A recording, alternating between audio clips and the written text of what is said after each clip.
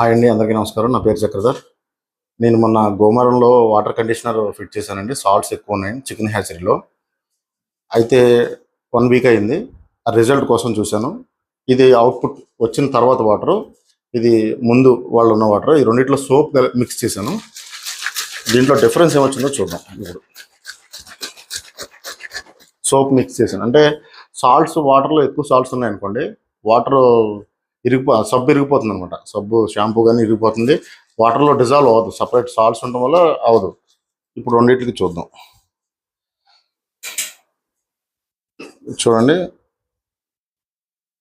ఈ వాటర్లో సోప్ అంతా పైకి వచ్చింది, వాటర్ అంతా కిందకి నీట్గా మారింది.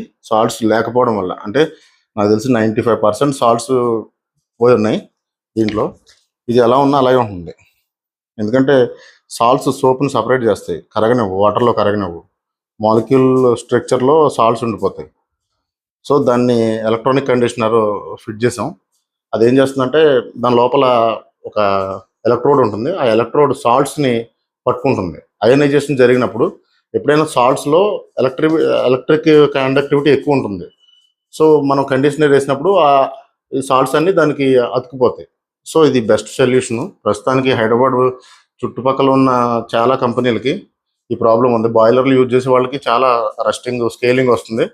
ఇది చాలా వరకు యూజ్ అవుతుంది.